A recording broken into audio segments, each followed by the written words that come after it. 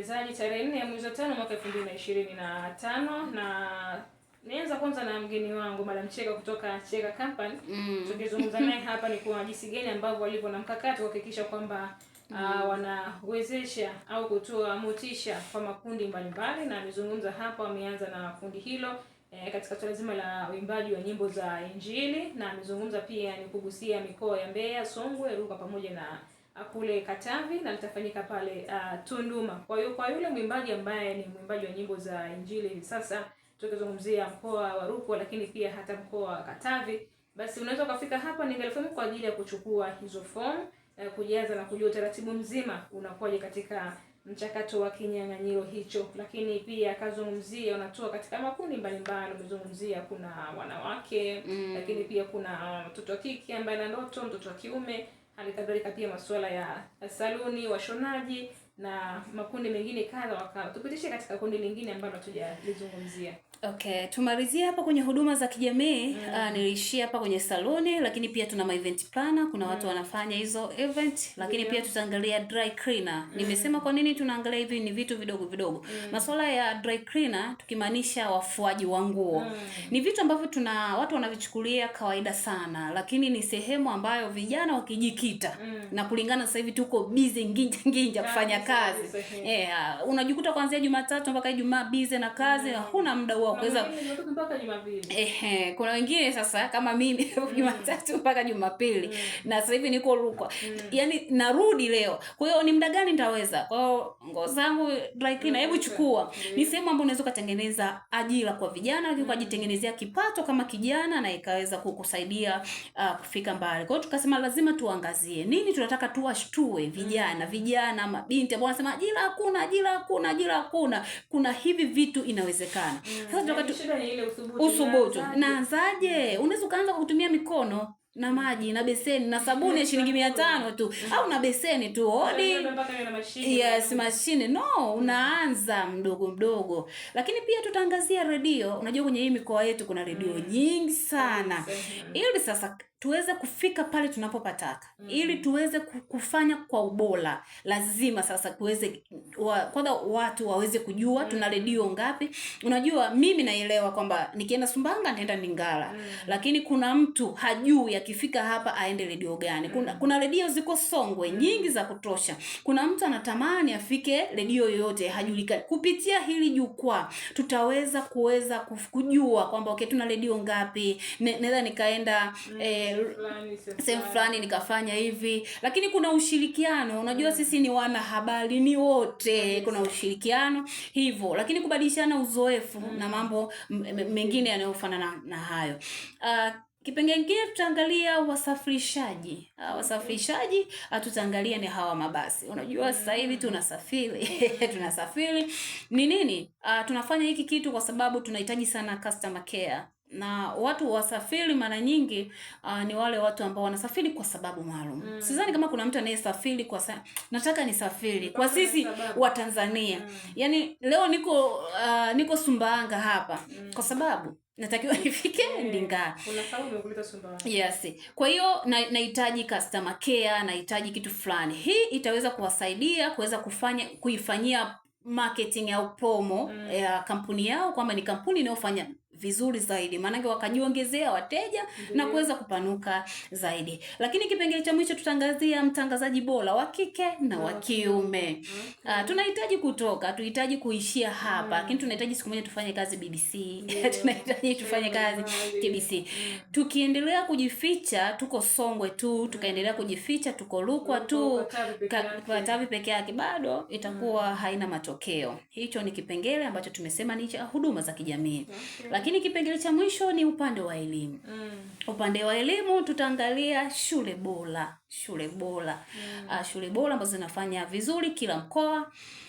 Lakini tutaangalia masuala ya ustawi wa jamii. Nadhani na kipindi hapa kuna watu huwa wanakuja hapa kwa ajili ya kutoa elimu. Wewe ndio utatusaidia.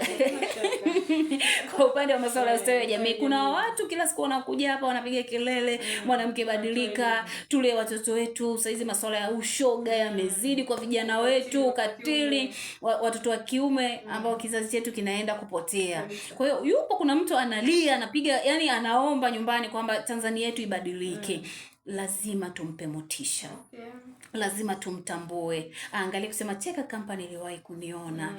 Duniani, mbinguni asubiri tuzo ya Mwenyezi Mungu. Lakini duniani kuna muda tunahitaji shukrani. Yaani tunahitaji mtu aseme, "Wow, umefanya." Umefanya vizuri. Lakini kuna issue ya usalama barabarani. Unajua bado watu, kuna ajali bado zinatokea. Ni kwa sababu ya kutokujua namna ya pale, kutokujua tu anajua, lakini namna tunavyoendelea kukumbushana. Ndio maana nasema hiki kipengele kinaitwa kipengele cha elimu. Ndio maana nasema unaona kila kipengele ninachokitaja kinatoa elimu. Tutakavyompa motisha, tukaweza kumtambua, atafanya zaidi. Yaani unajua binadamu sisi ni mfano wa Mungu na Mungu wetu ni mzee wa sifa. Na sisi tunapenda sifa jamani. Unaposifiwa unajisikia wow.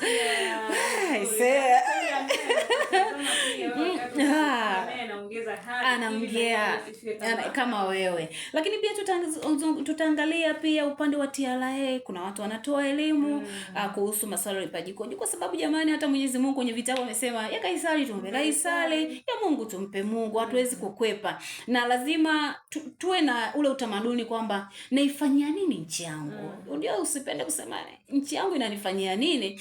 Anza wewe kama nadhani nilizungumza hapo awali. Lakini mwisho pia tutaangalia masuala ya TAKUKURU. Unajua sisi wanawake ndo tunakumbwa na upande wa TAKUKURU, upande wa rushwa. Na rushwa ambayo inakuwa inatupiga sana ni rushwa ya ngono. Mimi naenda nikasema mimi ni mtoto wa kike, naenda ofisi mbalimbali, unaenda kuomba hiki, kufanya kazi. Lakini unafika pale una CV ambazo ziko vizuri, lakini mtu anasema ili nikupe kazi, wewe utanipa nini? Na ni hata ukapata hiyo kazi, lakini ndani unavyoendelea kufanya kazi pia vikwazo kama hivyo vikajitokeza. Anakuambia utanipa nini? Kwa hiyo imekuwa pia ni changamoto. Kwa hiyo hiyo ni rushwa ya ngono. Ni rushwa jamani, kama rushwa nyingine. Lakini unaenda kuomba kazi, anakuambia kama huna chochote hatuwezi kukupatia hii kazi. Maana yake unapoteza kwa sababu huna chochote. Kwa hiyo bado kuna tatizo kwenye upande wa rushwa adui ya haki, rushwa adui ya haki. Kuna watu, kuna taasisi inayopiga kelele kila siku, lakini kuna mtu ambaye yuko anafanya zaidi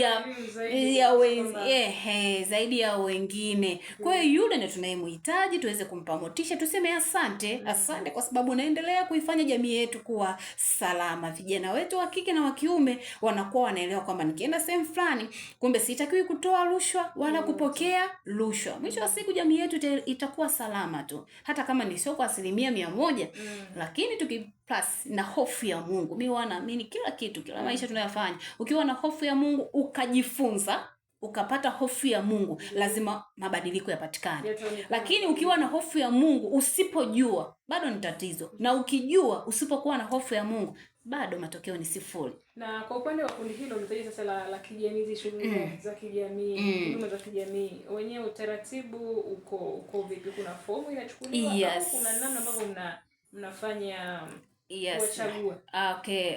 Kitu ambacho tutaweza kukifanya kwa upande wa huduma za kijamii, nadhani tumeshasoma mpishi. Kama wewe unajijua ni mpishi, fika Ndingala FM.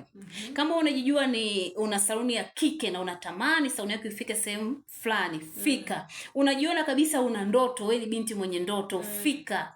Unajiona wewe ni mwanamke wa mfano na kazi zako sisi zinaonekana. Kwa mimi nikienda pale, jamani, mimi ni mwanamke wa mfano. Unajua shughuli zao wanazozifanya kama ni biashara, kama ni kitu gani, tutaziangalia. Lakini pia kuna mtu anamjua kwamba fulani ni mwanamke wa mfano. Tutataja hapa mawasiliano, utaweza kumpendekeza.